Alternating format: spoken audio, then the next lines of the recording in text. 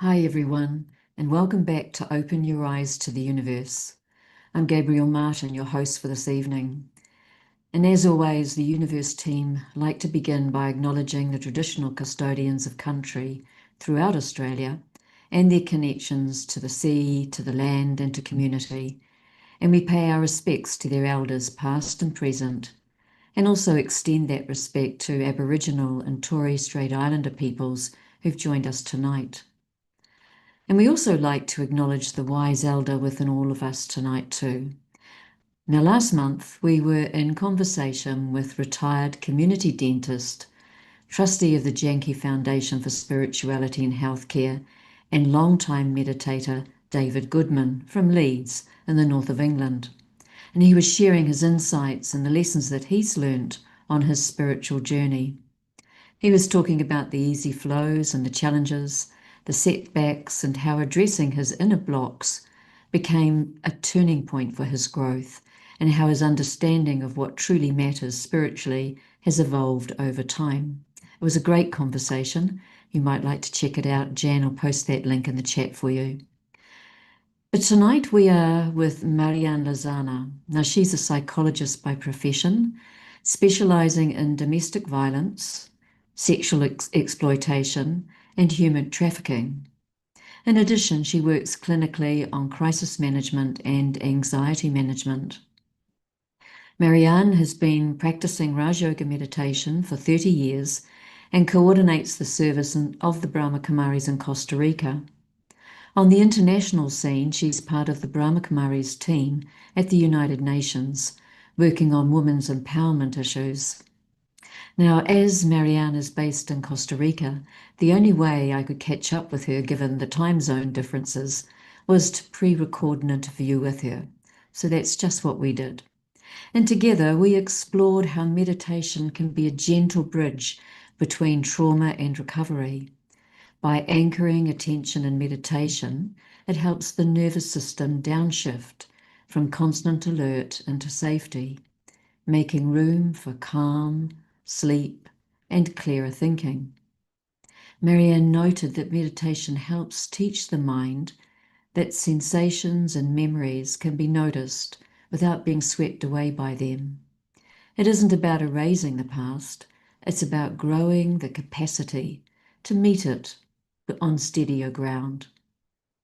And she touched base too on our eternal identity as a soul and how this identity provides a portal to the peace that lies within each one of us.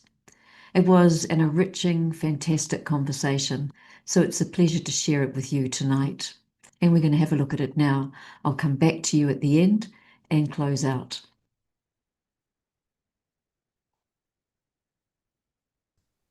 Marianne, it's just such a pleasure to have you with us virtually. I know you're in Costa Rica there, but a very, very warm welcome to Australia. And in this part of the world, we often call it down under. It's the southern continent. It's a great joy to have you with us virtually, Marianne, so a warm welcome. Thank you, Gabrielle. I'm so happy to be with all of you.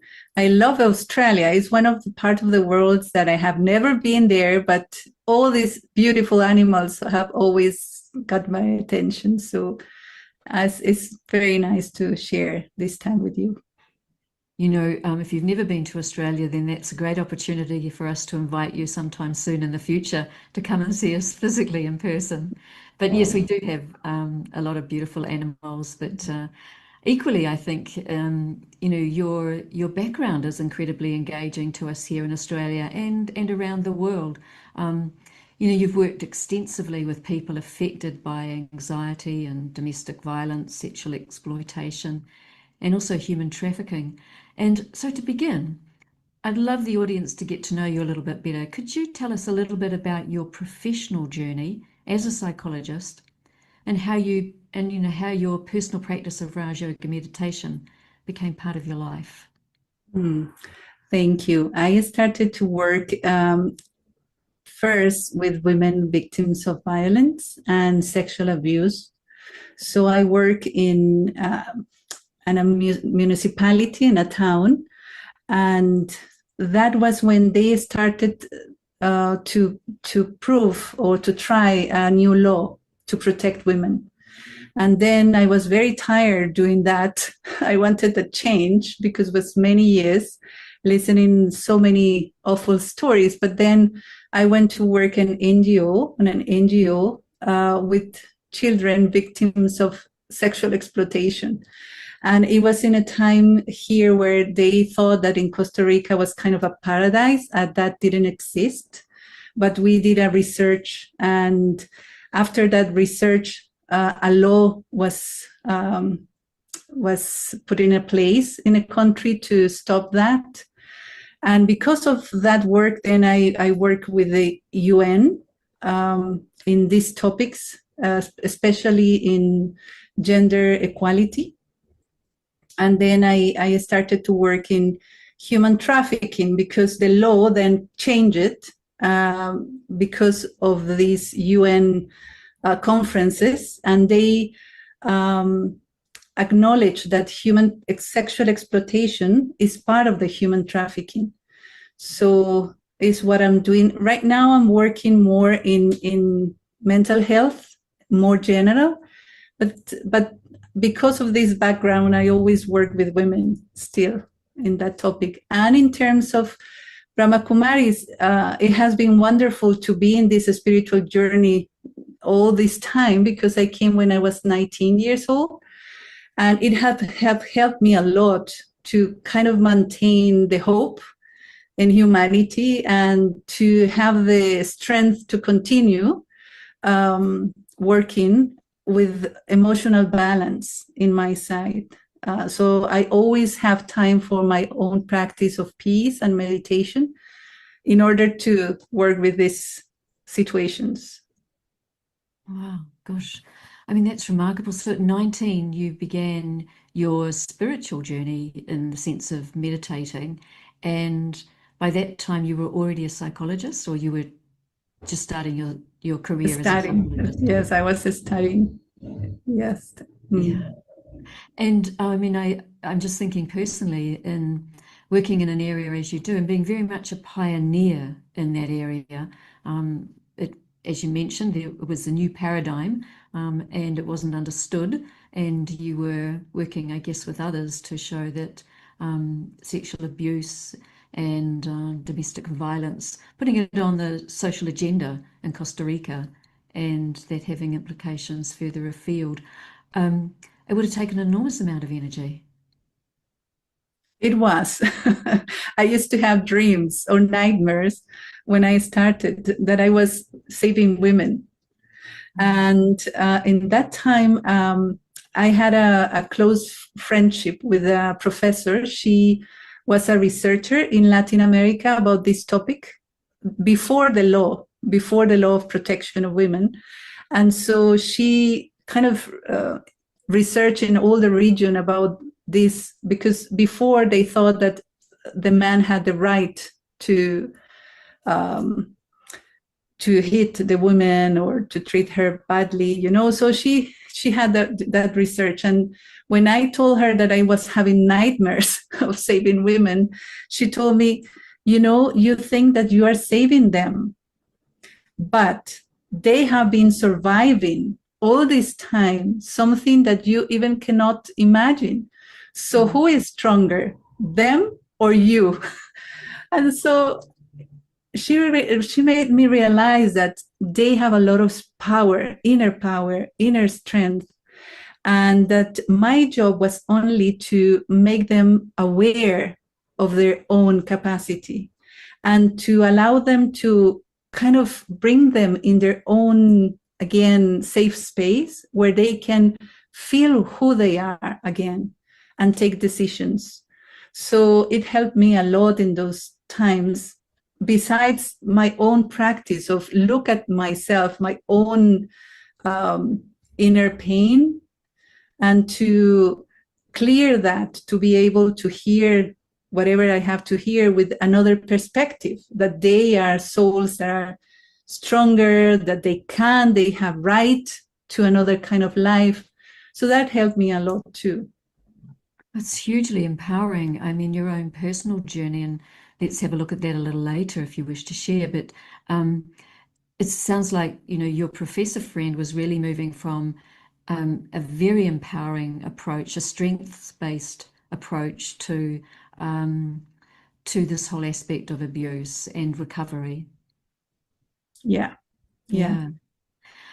Can we explore a little bit about trauma? There will be perhaps some in our viewers who won't really understand this aspect of trauma. I'm sure we've all heard it. It's a well-used word in this part of the world and globally as well. I liked what you said to me earlier around um, not thinking of it as trauma, but healing the wounds of the heart. Can you talk about that to us from a psychological perspective? Yeah, a trauma is like emotional pain that is recorded in the self and that affects your identity and your behavior. I will give you an example. We had a flood in our house, and one sister was in the house when the water came, and we are not even close to a river. So it was very unexpected. And the water came so much and with so much force that she had to be evacuated, and we lost many things. And so she, because it was very sudden, and when she was evacuated, the water uh, reached until here to her. Wow. So Mm. it was not easy, and the water, you can imagine, was dirty, and so it was an experience that she never experienced before, with a lot of fear and anxiety. Okay, so that passed, and that passed when it was raining a lot, no? So now when the rain start again, she had the same emotions came in. It's like that emotional pain that was recorded there, it doesn't transform. So every time she associate anything with that experience, she experienced again the pain or the emotional pain. So that is what you can call a trauma. And there has been many research about that. I knew from one of those researchers in Europe.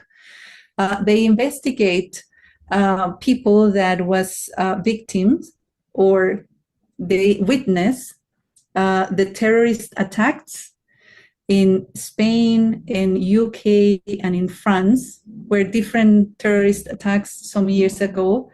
And they research who of them experienced this emotional pain, like this trauma or post-traumatic experience, that they dream about that, they had the same emotions, and who of them didn't have those trauma, those symptoms. And because the hypothesis was that everyone would have the same symptoms, that everyone would be traumatized because of that experience. Yeah. But what they realized is that not everyone is traumatized. The ones who were able to go back to the scene, to the place where the event was happening, and did kind of a ritual of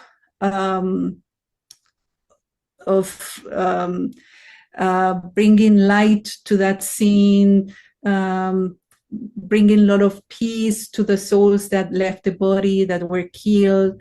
And they talk about their own experience, even with professionals and with their friends too. They processed the experience, and the terrorist situation changed the meaning for them. It became a lesson learned, an experience in their life, but they didn't experience that as a trauma. Wow. So that was very interesting, because that means that all of us have the power to deal with very difficult situations, and probably all of us have passed some kind of sudden situations or changes or whatever, but how can we process things in order for us to move on and have a good life and well-being? And on that, Marianne, appreciating that the difference between the two groups, those who were able to process it by going back to the scene or with family or with professional help, and those who stayed, like trapped in that event. So it was with in their present moments. What what role does meditation have, if any, in helping us to process those events that are traumatic, um, even in a very first-hand kind of way where you're at the scene, or maybe where you're locked in a space of not being able to process it? Yeah. I will tell you with an example. Lovely, And thank for you. me, meditation is like it's a spiritual practice. For me, it's a spiritual dimension. Um, I was talking with one of those women that were victims of violence. She had severe violence from her husband. So finally, she got divorced. And then she was feeling so bad that she went to the church. And she wanted to have the host because she wanted to feel God she was Catholic, no, closer to her. And when she arrived, then they didn't allow her to have the host because here, I don't know if it's the same everywhere in Australia too, but if you are divorced, you cannot do that. Mm. And for her, she needed that spiritual protection. She wanted to feel close to God. And even then, she was with me in terms of psychological support, and she was doing fine with that. She wanted a spiritual well-being. She wanted that connection with God. And I feel that meditation is a way to feel that connection with God or with the divine or the source of peace or love directly. And you can do it, it's your right, and you can feel close to God. And I worked 6 months with sexual workers in a project. And, they were around 50s, 40s. And because all their lives they were doing that kind of job, you can imagine their bodies. they were not healthy. And the discrimination that in the society are if you work in this kind of prostitution or these kind of things. So what I did with them, as they met me and they felt safe with me, because different churches came there to kind of tell them that they have to stop doing that, and in a way they felt that they were criticizing them, judging them. So with me, I was just working with them, and they knew that I was doing meditation. So I asked them, do you want to meditate? Do you want to feel the connection with God? And they say yes. So we did a small practice that we can do after a little while with all of you. And some of them were having tears because of the practice, because they told me afterwards that because of their jobs, they have to kind of disassociate from their bodies. Like they are not there with a man is doing whatever with their bodies. They are somewhere else. But with this practice of meditation, they were able to feel their own being, their light, and they had the experience to be close to God, who is not judging them, who is not discriminating them, who is accepting them. And it was so powerful for them. And I still have that experience as a reminder that meditation helps to bring you closer to that experience of being worthy, your own value, your own inner power, your own possibilities, and even sometimes to kind of have a new life. So that's what I feel that meditation in different levels work to heal those wounds. That's incredibly powerful for those who are dissociating or feeling very disconnected from their body, to be able to have a meditation experience where they're very present and being empowered and feeling that love. It's very powerful. Perhaps that's why increasingly we're hearing about the importance of meditation in a recovery process. Yeah. I want to just switch into this aspect of anxiety because it's one of the most common consequences of trauma. I think it's a big feature of post-traumatic stress disorders and so on. Can you just touch base with us? What is happening physiologically and psychologically when someone experiences, a trauma-related anxiety? Yeah, anxiety is a kind of fear. And whenever we feel fear, our nervous system activates. And because of adrenaline, our autonomous systems respond. So, for example, our heart, the palpitations, the breath, the breathing, and some different things happen in the body. So this experience, when you are facing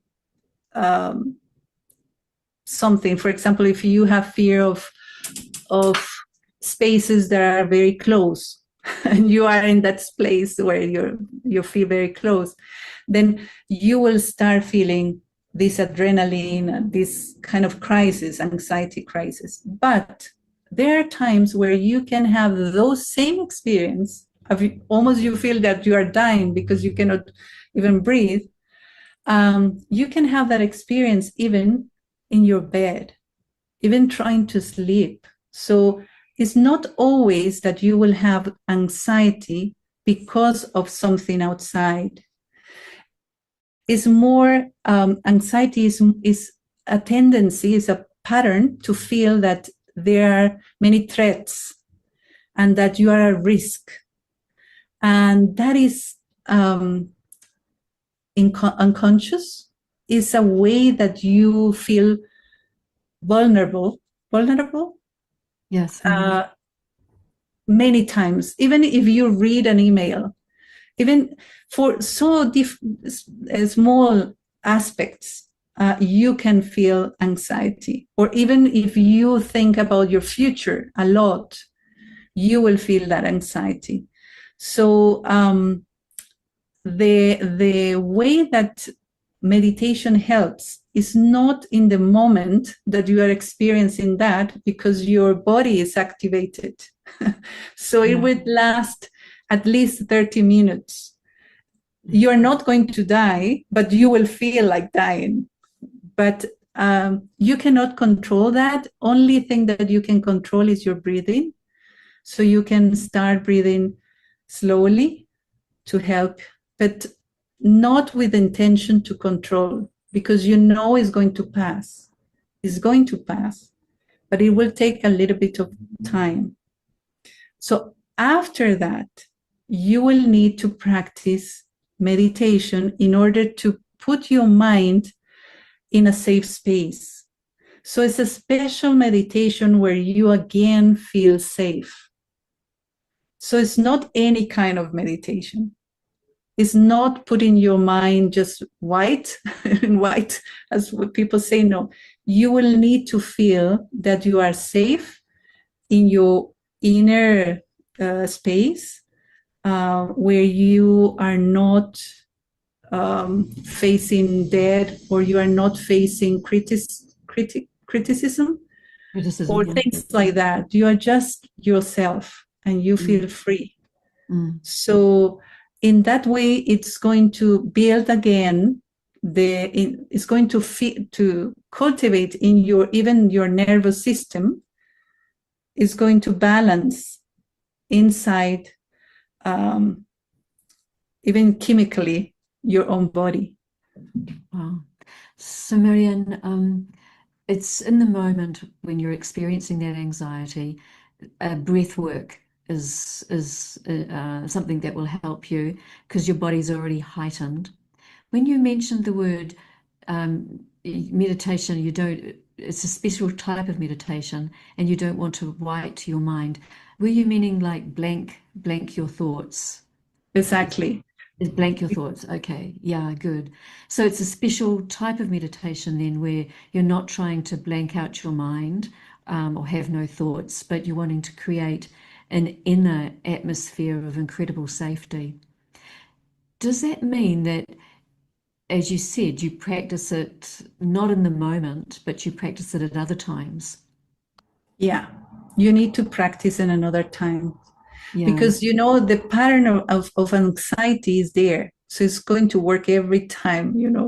So you need to help the mind to go to your safe space and to experience safety again. sure. I think this would be a perfect moment for you to take us into one of those types of meditation experiences. Would you like to Great. do that? Yeah. Yes, of course.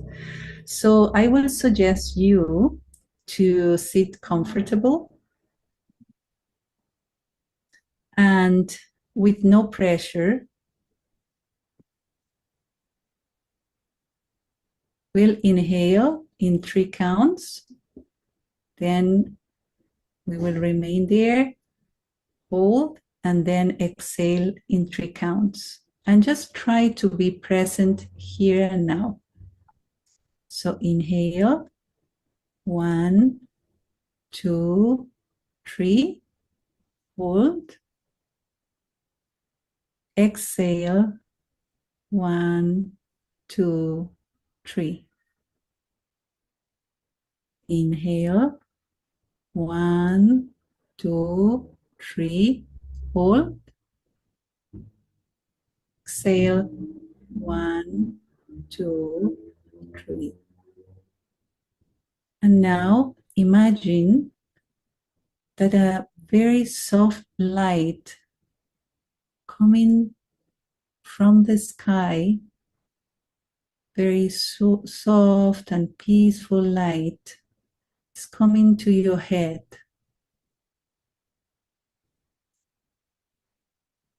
And it's helping you to relax your head, your face.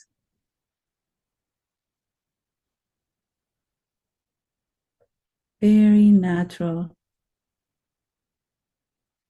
Visualize that light that is very peaceful, helping you to relax your shoulders, your back,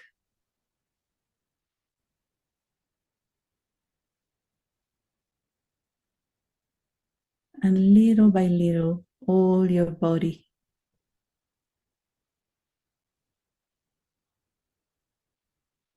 How nice is to allow the self to relax.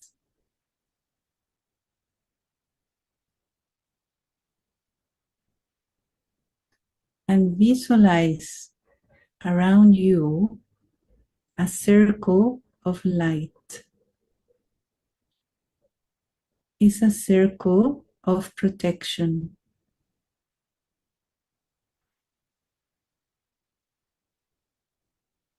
Nothing can harm you. You are safe.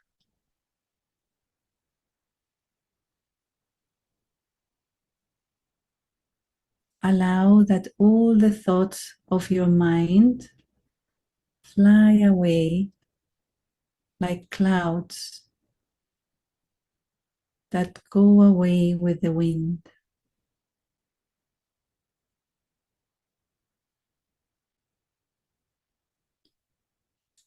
and visualize that inside of your body there is a safe space where there is your soul.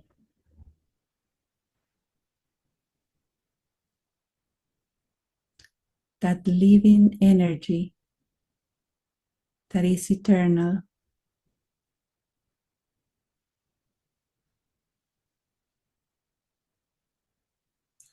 You don't need to defend, not to prove yourself, because here you are safe.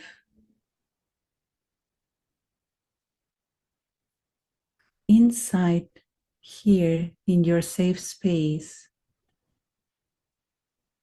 there is so much quietness. There is a sweet silence where you can rest your mind. How nice is to feel that sweet silence.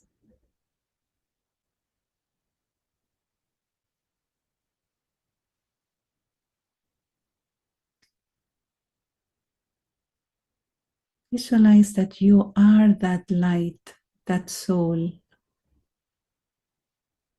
that never dies.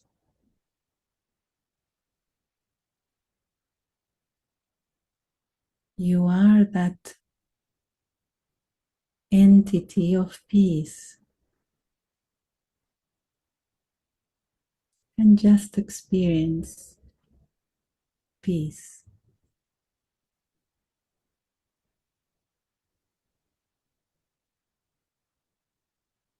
And you can come back to this experience whenever you choose. And little by little, you can come back and feel your body, your muscles activates, your eyes. Breathe deeply.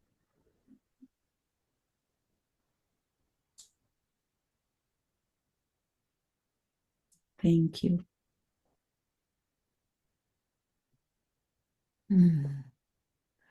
Marianne, that was deeply soothing, and I know it would be for others listening as well. Thank you for that. I wanted to check in with you about this aspect of disconnecting and listen to what you've got to say about it, and how meditation might help. So, for many trauma or people who've experienced trauma survivors, so many describe feeling disconnected from themselves, from others, and even from their own bodies. Can you tell us why this happens? You know that every one of us do that. We Wow. disconnect. All of us disassociate. For example, you are disassociating yourself of different noises that are around, and you put your attention to the noise or what you want to hear. So that is a way to disassociate, no? When you are facing, for example, sexual violence, and someone is doing something with your body, the self has that mechanism of protection and disassociate you from whatever is happening to your body. The same if you are experiencing a surgery or something like that. So you feel that your body is having the surgery, but your mind can be somewhere else. However, even then, is a protection system that we have. Sometimes when there is trauma, we cannot go back to ourselves. It's normal. All of us, we do it, but you need to heal that part where you are still disassociating from the reality. You have to be able to control and feel your body and your mind. So in that way, is something that you can reverse. If you still feel disconnected, you can still kind of go back and heal whatever happened to connect with yourself. But sometimes it will take longer. So don't pressure and push yourself and feel bad. You know, it's normal that that happened. And little by little, even then, if you practice meditation, that will help you to connect again the heart, the mind, and the body. And you again be a whole being. Yeah, thank you. So meditation helping to bridge that experience of trauma and connecting once again with who you really are. Yeah, that's why I don't like to say any kind of meditation will help. In my experience, is a meditation that will help you to be aware of yourself, not to disconnect from the reality. As you know, there are so many types of meditation. But for me, I feel that Raj Yoga meditation helps because it's to maintain your, activate your awareness, awake. You're awake, but you are choosing your thoughts and you're experiencing yourself. So I feel that is what you need in that moment. Sure. So that's really clear. It's not just any form of meditation. And there's a lot of meditations out there in the spiritual marketplace that have you astral traveling and so on. But I think Raj Yoga meditation has a distinctive approach that focuses on self-awareness. And is that the reason that you're saying it's a very good form of meditation? Exactly. Yeah, in terms of, I guess it fits with that strengths-based approach that you talked about at the beginning of our conversation around knowing that each one of us has a part of ourselves, however disrupted it may be, that is strong, that is compassionate, that is whole, and that's the part that we appeal to and strengthen in our meditations. Yeah. Yeah. I'd like to step into another aspect of meditation with you and its impact. Um, how does trauma affect, or pain, or wounds of the heart affect our capacity to experience silence or stillness? You took us into a very soothing space with your meditation. Um, and there was a lot of stillness there. There wasn't a lot. You maintained talking, but you could easily move into that experience of stillness.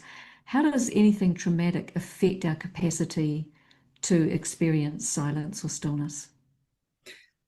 What I feel is that when we have experienced trauma, we are over defensive. And so it's not that we cannot feel that peace inside, but we need to do it in a proper way. It's like when you have flu and you cannot like just run a marathon because you need like a little bit of training. So it's the same when you have experienced something very traumatic, you need to go step by step. So that's the way. And I want to explain with an example of especially when you have traumatic experiences with the relationships, especially with close relationships, where normally you have to trust in someone, but that someone abandoned you or reject you, or this kind of experiences that even we felt that when we were child. No, so there is a wound in the heart, and that wound sometimes will not allow you to trust in someone else. So what I have been practicing and doing with other souls is how we heal the wounds in the heart in a spiritual way.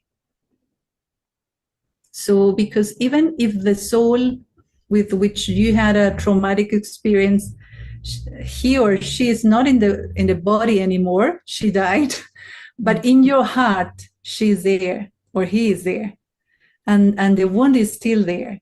So imagine that inside of you, in your heart, there are different rooms, and in each room there is the relationship with your father, with your mother, with your brothers and sisters, with your partner or former partner, with your child or children, with your grandfather, your grandma. So many people is there, you know. So you have to go back, and there is a part of you inside that is protecting you to see those wounds.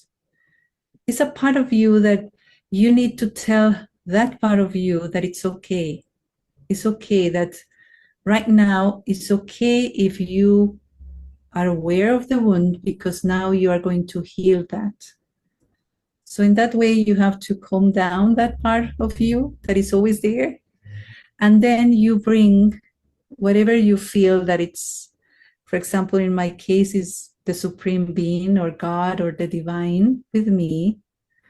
And it will come with me because that soul is the source of everything that I needed in that relation that I need to heal.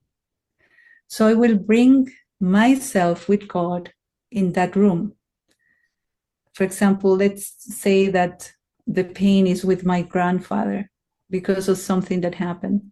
So I can go in that room in my heart and see what happened there. There is light, but there is coldness there. There are things that are sad for me, or whatever the pain is there. So I bring God, I bring the Supreme Being, and I allow to feel that whatever I wanted from that relationship, God is providing me with that. God, as my grandfather, is healing what I didn't receive from my grandfather. So God is giving me that.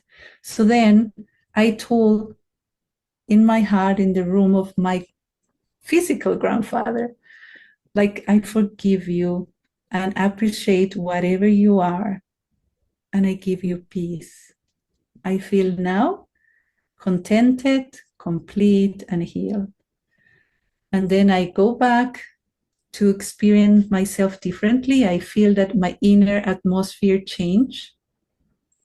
And then I come back to my normal awareness. And this example, why I'm telling this, because this is a meditation practice.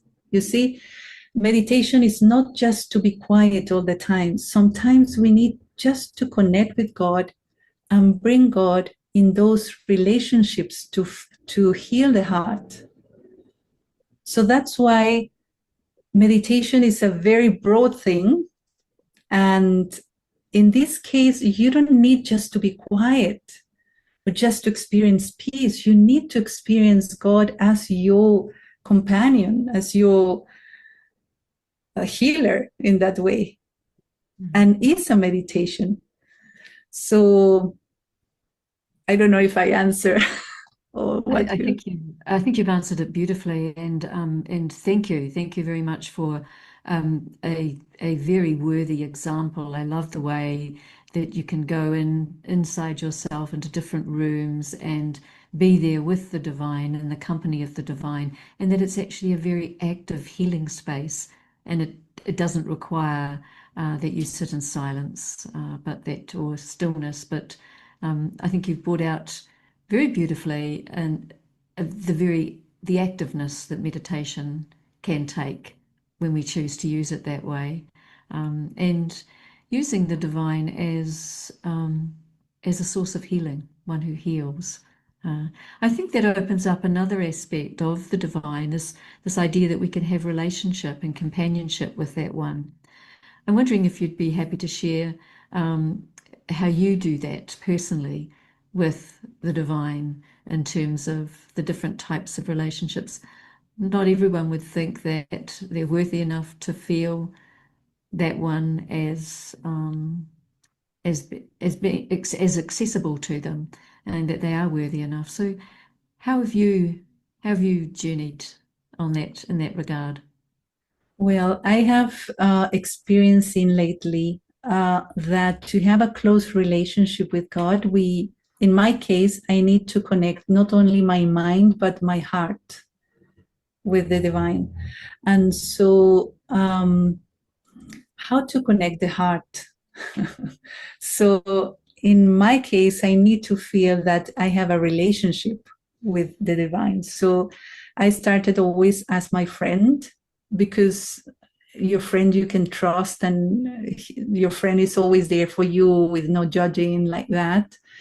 But lately, I'm experiencing him too as a mother, because we have a little child that came to the meditation center when she was baby. Now she's 7 years old, but for her, God is always a woman, like a feminine figure. So for her, it's a mother. It's always, when she speaks about God, it's a mother. And it's so interesting to talk to her, because I realize I have to experience, because God is beyond gender. It has all the qualities, feminine and masculine, in its pure way. So I wanted to experience God as my mother, and my pure mother, and it's always there and caring and all of that. So I have been practicing that lately, because I realized that when I need experience, I need to activate that inner power. I have to feel it, not just to think about that, but to feel it. Because if not, what I feel is that I'm forcing, resisting, and it's very tiring when I act from that resistance instead of acting from that experience of inner power. So that's why I feel that that connection with the heart is so important, to connect in that way with the Supreme Being. And it's almost magical, isn't it? In that it, in a very natural and easy way, it heals the wounds of the heart. Yeah. You're not forcing it, you're experiencing that love or that nurturing or the gentleness of the mother, and in that very divine way, and it healing the scars in the heart. Mm. And I feel that one word that it's very important is patience. Yes. Yeah. Because when you feel pain, even physical pain, but emotional pain too, you don't want to feel it, because it's uncomfortable. It doesn't feel right. And so we wanted to do it quickly, but with you have patience, the pain reduce, any kind of pain. And you have to consistently do whatever it needs to be done to heal. So if you are going to practice meditation, or you are going to therapy, you need to have patience with yourself, because you are healing.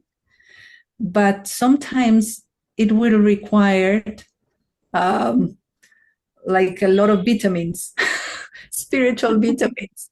So we need to have the proper space to cultivate that inner space.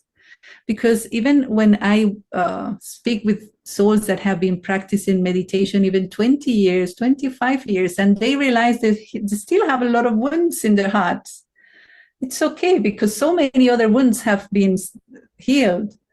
But there are still some things that have to kind of transform. So we need patience in that process. That is my slogan this year: patience. And it have helped me a lot to understand myself even. Yeah, I like that, because it's never a straight line to wholeness or to recovery or to wholeness, is it? It has its setbacks, and patience is something that that I can see we all need. Yeah. Marianne, are there situations where meditation might not be appropriate or where it Yeah, needs to be introduced carefully? yeah. Especially when you're facing disassociation, there are certain conditions, mental conditions, that normally they are already diagnosed, like when you have a lot of hallucinations and things like that. When you meditate, usually you disassociate if you are facing those kind of things, and then will be difficult to go back to reality. So in that case, you can meditate, but not in a passive way. For example, you can write. There is a technique that is called narrative therapy. Yes. Therapeutic narrative. So you can write whatever you want to experience. You want to write that you are a soul, that you are peace, that you are connecting with the supreme being. You can write that, but you will still connect with your hand, with the pen, and you will process that, but not just sitting quietly, because then you will disconnect from the reality. So in those cases, it's not that you cannot meditate, but you cannot meditate in a regular way. You have to have these kind of techniques. Yeah. Yeah, that makes sense. And what signs would suggest someone should work with a trained mental health professional alongside any meditation practice? Well, you know that to go to therapy, it has to be like going to any kind of doctor, because it's, all of us, and sometimes we will need help.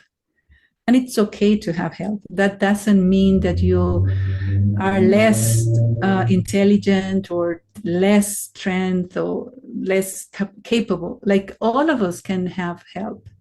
And sometimes in life, in the development in our lives, it's okay if I'm not feeling okay. Sometimes I realize I'm not feeling okay long time. So 1 month, 2 months, 1 year. So maybe I would need to have kind of support. It doesn't mean that I'm not doing right meditation. I can do meditation, but things that happen sometimes connect with something that we have in unconsciously there. So it's good. Therapy will help.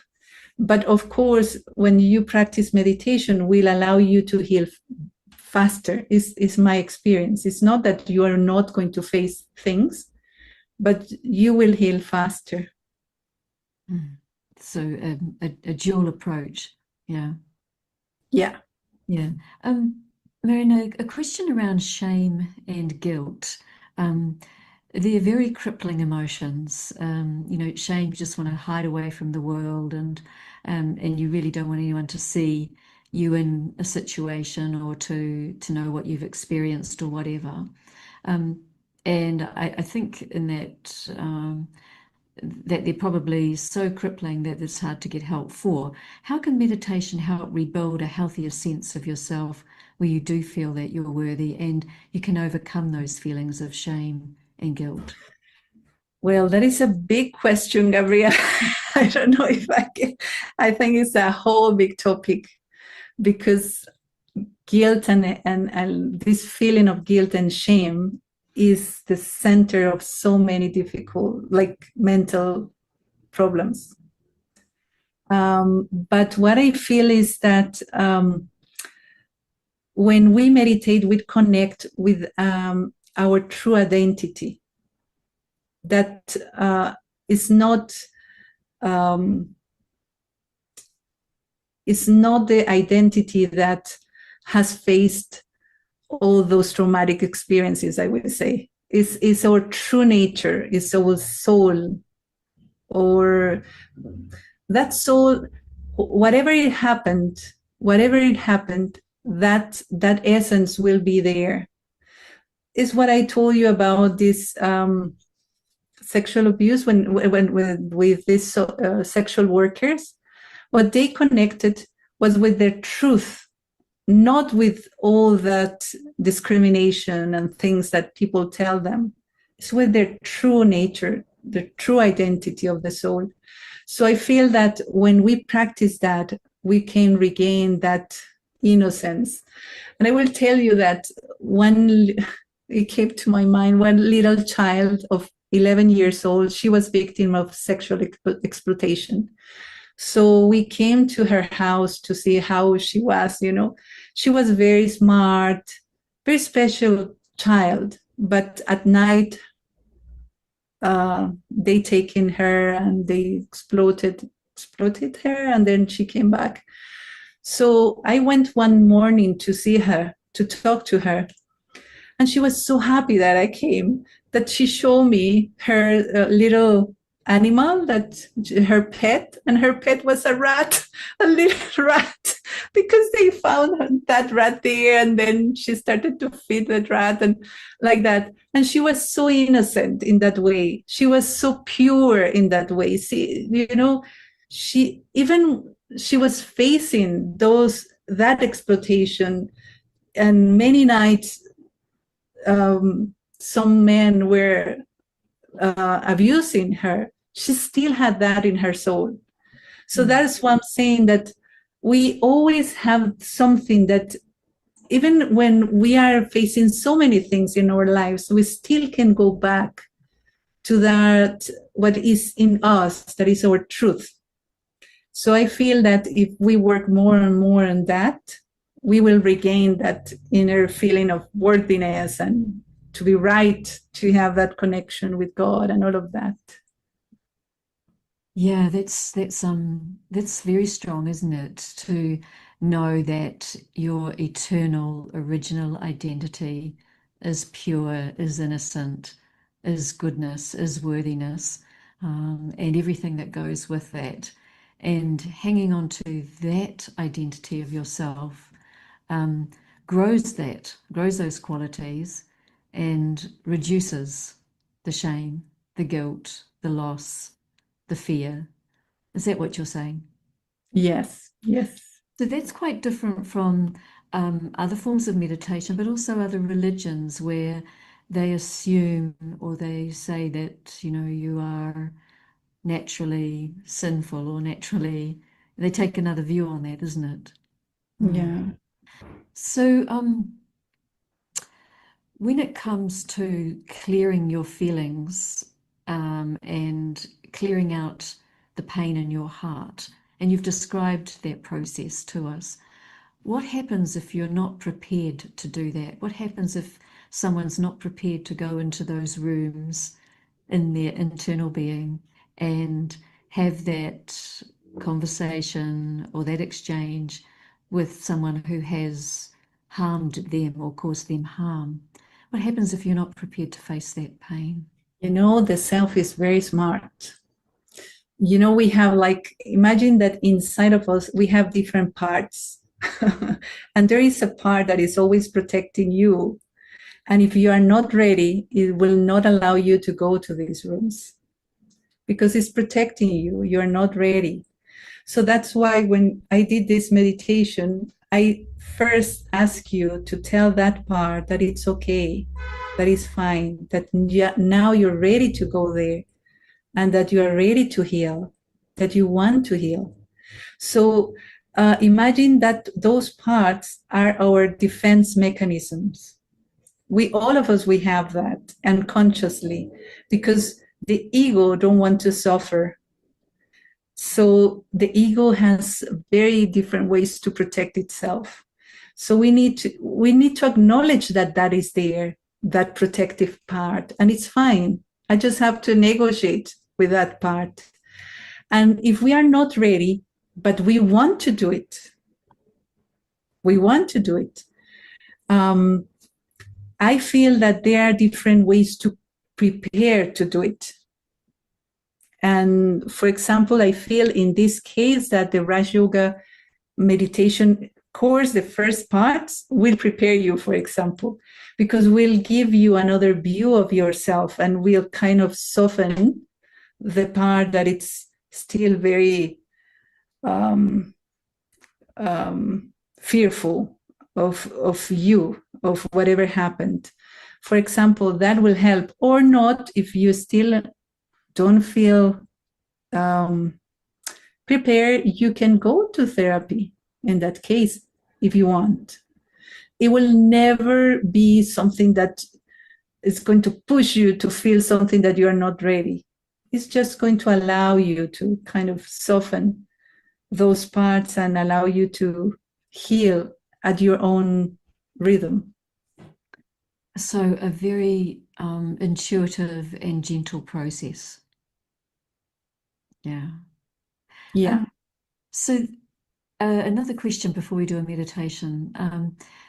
This aspect of addiction, and we're seeing so much of it in our world today, it's a global reality, and it's addiction of many, many, many kinds. What's the connection between addiction and unresolved pain? Well, there has been some researches about that.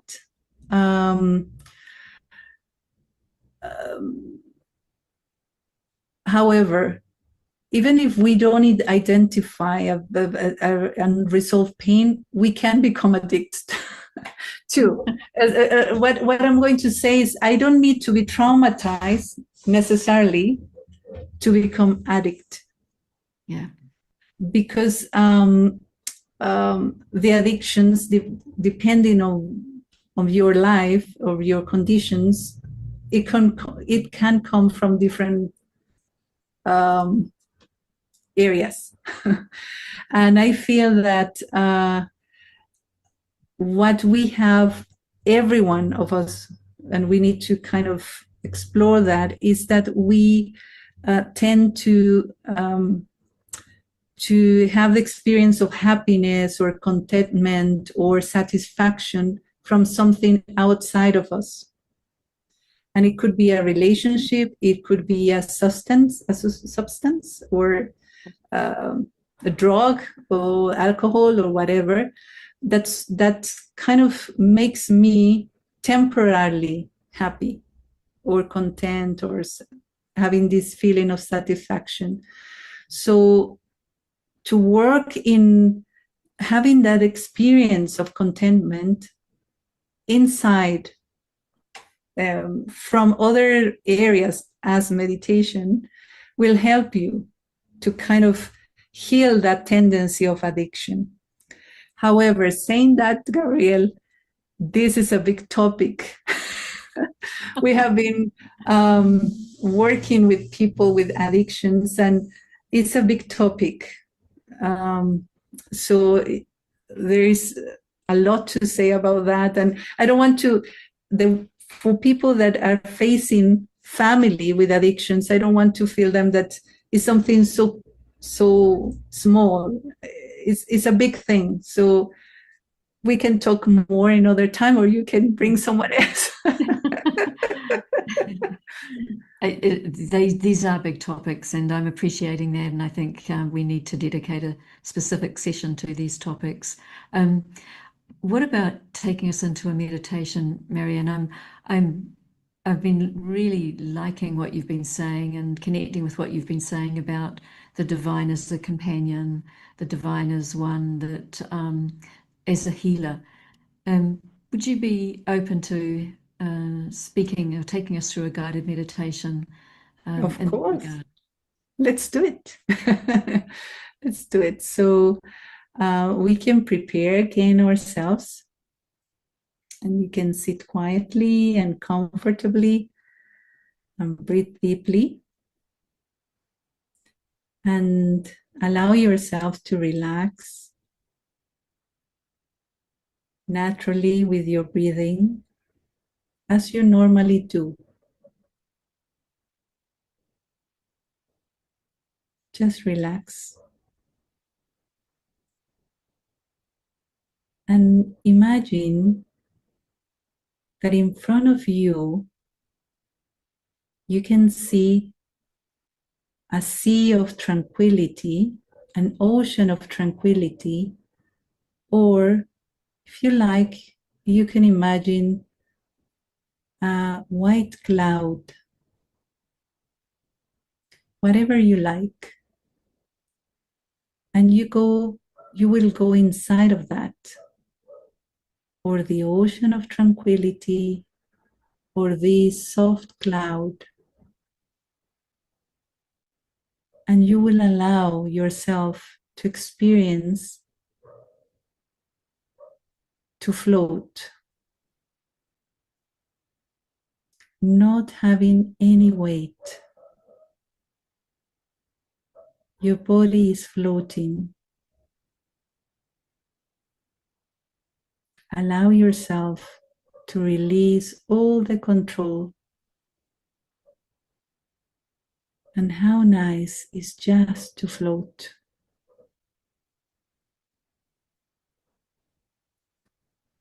And that cloud or that ocean is going to take you to a very beautiful space. To just go floating to that beautiful space. So that ocean or that cloud would put you there.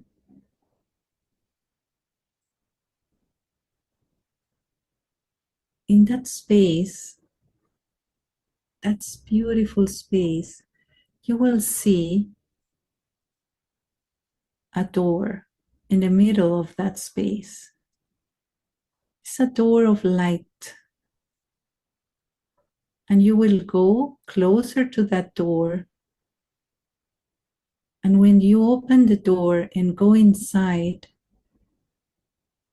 you will leave outside all your limitations related to your body. Because when you enter, you will enter in your soul, in your heart.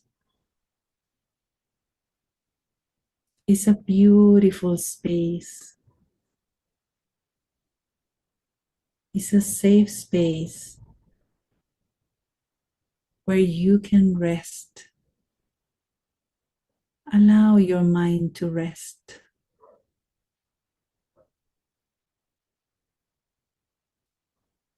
In there, you will see different rooms, the rooms of your heart. There are different rooms of the relationships with your close people. You can see that there is light in each room, but some of them feel cold. And some of them don't have so much light. So you will ask that part of you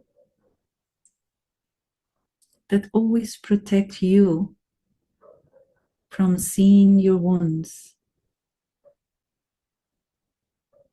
You will ask that part to allow you to see whatever you need to heal.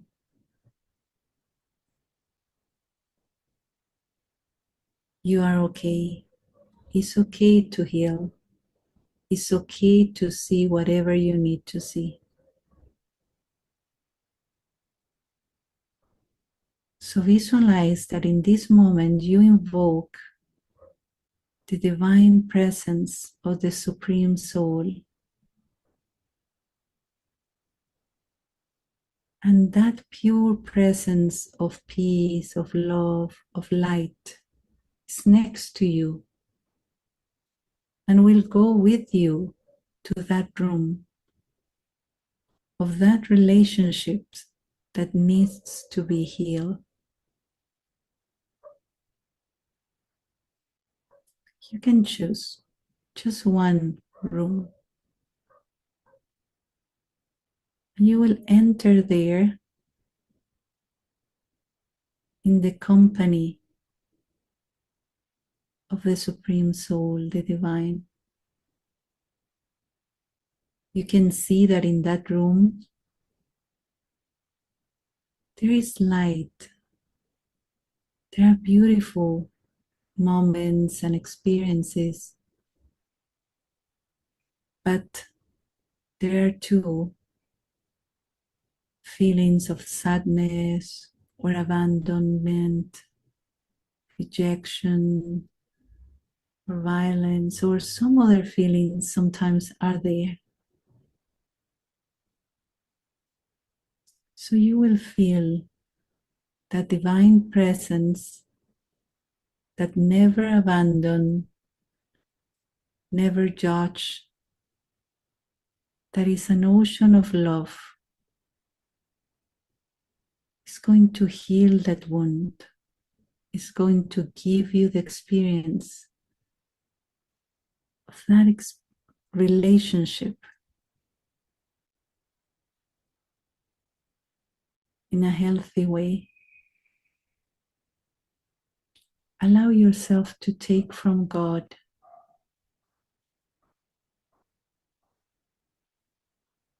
to feel His presence.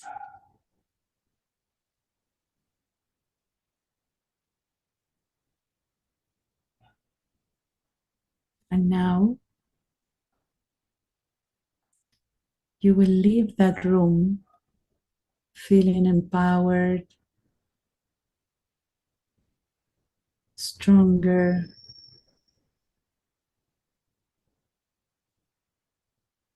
clean, and free.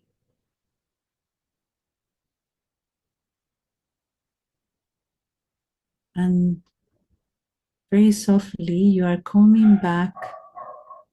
You are going to leave that inner space of the soul, and you are going to come back to your body right now.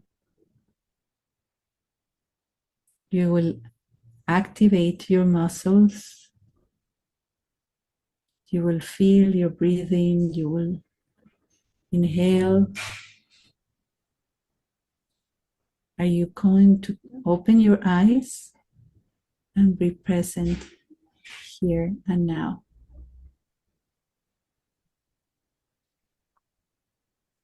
Thank you. So those guided by that meditation, those rooms are definitely worth visiting and seeing what they hold for you. Thank you, Marianne.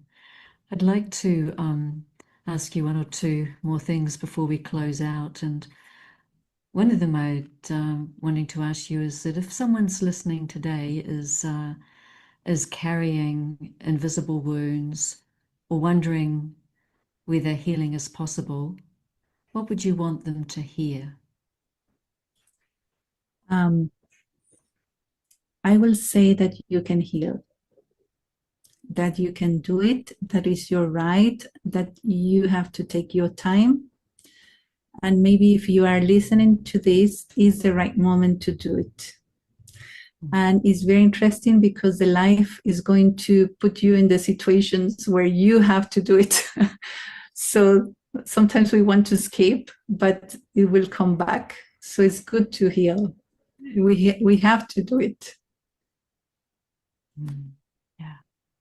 And Marianne, I think there may well be people who work professionally in this area, and I think your work and their work exposes you to some of humanity's most difficult experiences.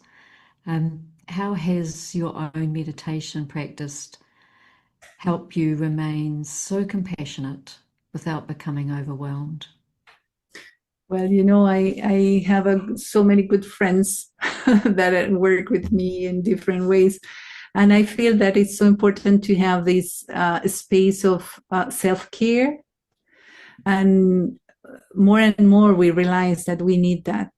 And many of them are practicing this meditation or other kind of meditations because, when you have the opportunity to be an instrument, and we have to be grateful for that, to be able to hear someone. But then we have to kind of do an exercise where you return the person, not when you are in front of them, but after, to return the person whatever belongs to them and not taking in with you. It's just they are able, they are capable, it's from them, their feelings, and those are not mine. So those kind of things we need to do. And I feel that meditation helps to do that. Like after seeing someone, I always have my moment of peace and connect and, go back to that space. And then I can be open to someone else. It's wonderful. Marianne, finally, if you could leave our audience with one simple insight about the relationship between trauma, recovery, and meditation, what would it be? Trauma is a pain that is recorded inside. And whatever is recorded, we can change the meaning of that recording and heal whatever is there. And whatever past is there is not going to be erased, but we can go back to that part and give that part whatever it needs. And many times, what it needs is safety, protection, love, peace. So we need to go back to that part and give whatever it needs. And then it's going to be dissolve, and we can move on. So that is the connection. Meditation is a connection, is to go back to your inner power and connect with your spiritual path. So it's going to help you to empower inside of you in that way. Yeah. And Marianne, I'd like to say thank you, a very, very big thank you to you for the incredible and significant contribution you make to our world, both in terms of your profession and also in terms of your meditation. It's been an absolute pleasure, but also very enlightening listening to you today. So our deep thanks and blessings to you always, Marianne. Thank you, Gabrielle. I'm so happy to be with all of you. And I hope that you understood my broken English, but I feel that you will understand my heart. So thank you. We understood both perfectly, your heart and your English. So thank you for joining us. And I'm looking forward to having you back on Youniverse if you're prepared to do that on another time, speaking about some of those other bigger issues. Thank you. I will very, very, very happy to come back.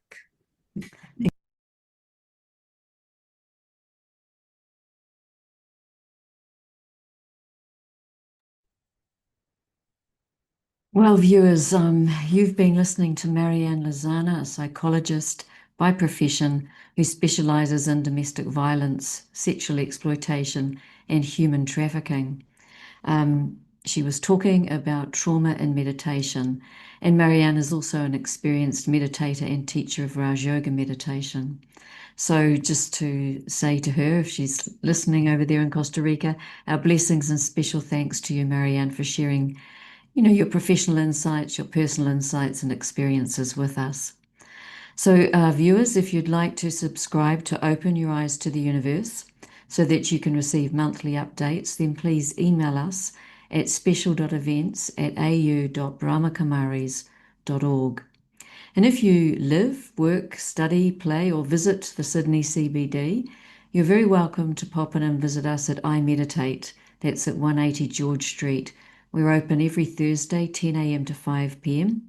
So drop in for some quiet, reflective time, perhaps a lunchtime talk, one of our group sessions, or something that really personally refreshes and recharges you.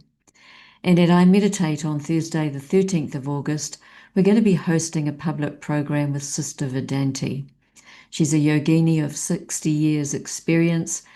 She is based in Africa and looks after that huge continent. And she'll be taking up the topic, the meditation experiences. It's a free event, but places are very limited, so you will need to register. And on our next episode of Open Your Eyes to the Universe, it's in August, on the 29th of August. And as we close out tonight, we'll play a special song from the Bliss album, called Flying Free. And until we see you again on the 29th of August, take care and walk lightly on this earth. Om Shanti.